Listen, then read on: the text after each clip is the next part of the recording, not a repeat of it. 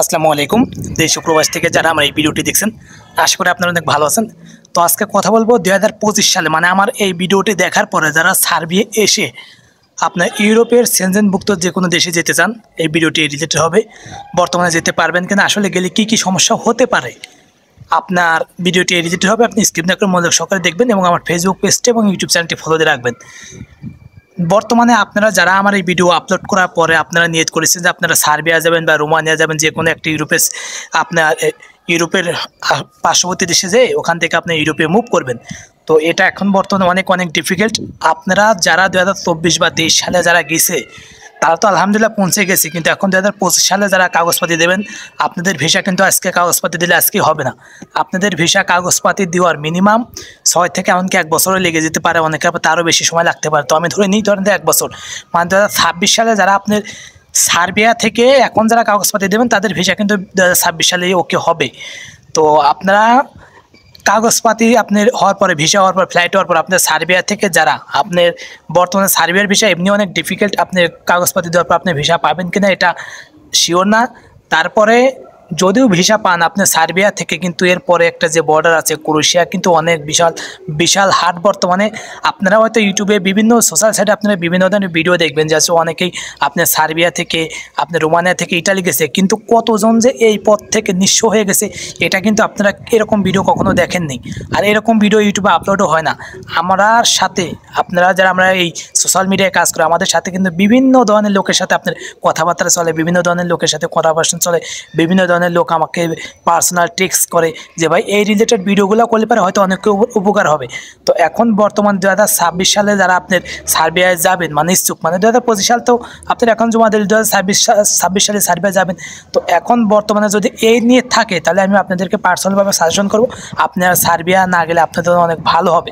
কারণ 2025 সালে আপনার যারা গেছে এবং এখনও অনেক লোক আছে সার্বিয়াতে আসার জন্য ওয়েট করতেছে, কিন্তু এখনও আপনি সার্বিয়া থেকে ইটালি যদি যান অনেক ভাই অনেক ডিফিকাল্ট। কারণ ক্রোয়েশিয়ার যে বর্ডার, আপনার ক্যাম্পে নিপা ক্যাম্প না কি একটা ক্যাম্প আছে আপনার ক্রোয়েশিয়ার যে বর্ডার, খুব ভয়ঙ্কর। আপনারা হয়তো বিশ্বাস করবেন কি না জানি না, আপনারা এই ক্যাম্প সম্পর্কে আপনারা সার্চ দিতে পারেন বা বর্তমানে ক্রোয়েশিয়ার বর্ডারে কী পরিস্থিতি আপনারা সার্চ দিতে পারেন। অনেকে আছে 2 বছর 3 বছর আপনার গেম মারতে তার ফ্যামিলি একবারে করে ফেলাছে, মানে একবারে পথে বসায় ফেলাছে। আপনারা ভাবছেন যে আমি সার্বিয়া যাব, সার্বিয়া যাওয়ার পরে আপনার যার পরে 1 সপ্তাহ 2 সপ্তাহ থাকার পরে আমি হয়তো গেম মারে আমি ইটালি চলে যাব। এখন কিন্তু কইতে অনেক সহজ, কিন্তু করতে অনেক ক্রিটিক্যাল। যদি এরকমই হতো তাহলে কিন্তু আপনার সার্বিয়াতে বাংলাদেশের যেগুলো লোক আছে একটাও কিন্তু সার্বিয়াতে থাকতো না, সব ইটালি চলে যেত।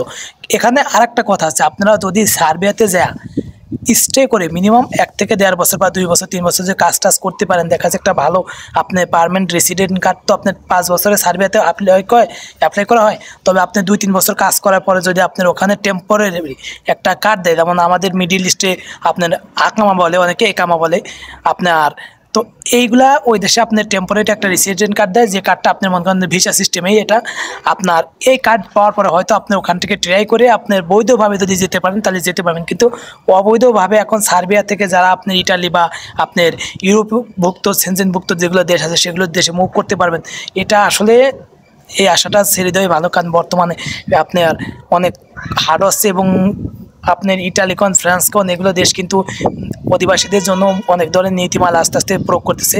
আর আপনারা যারা এখন এই নিয়েতে কাগজপাতি জমা দেবেন যে না আমি এখান থেকে ইটালি যাবো, তাহলে কিন্তু আপনার ফ্লাইট হওয়ার পরে আপনার অনেক কষ্ট হবে। কারণ এই 2 বছরে 1-1.5 বছরে অনেক কিছু পাল্টে যেতে পারে। আপনি একটা নীতি নিয়ে দিতে পারেন যে না আমি সার্ভেতে যাবো, দেন ওখানে আমি স্টে করবো, ওখানে 2-4 বছর যতটুকু আল্লাহ সামর্থ্য দেশে কাজ করবো যদি তোকে দান করে, তারপর যদি এখান থেকে ভালো একটা লাইন গেট করতে পারি বৈধ পথে, তাহলে আমি ইউরোপভুক্ত দেশে আপনার মুভ করবো, নাহলে পরে এখানে আমি স্টে করবো। যদি এরকম মনের সাথে আপনার সার্ভেতে ফাইল জমা দিতে পারেন তাহলে আপনার জন্য গুড লাক। আর যদি নেগেটিভ চিন্তা আপনি দেন আমি ওখান থেকে থাকার পরে আপনার 2-4 সপ্তাহ থাকার পর আমি আপনার ইউরোপভুক্ত যে কোনো দেশে আমি একটা মুভ করবো, তাহলে কিন্তু অনেক কষ্ট হবে। কারণ আপনি একটা এখন বর্তমানে সার্বিয়াতে আপনি 8-9 লাখ টাকা কেউ ঢুকতেই পারে না, 10 লাখ 11 লাখ 12 লাখ, এবং আপনার আরও দিন আরও এই ডিমান্ডটা আরও বাড়বে টাকার পরিমাণ।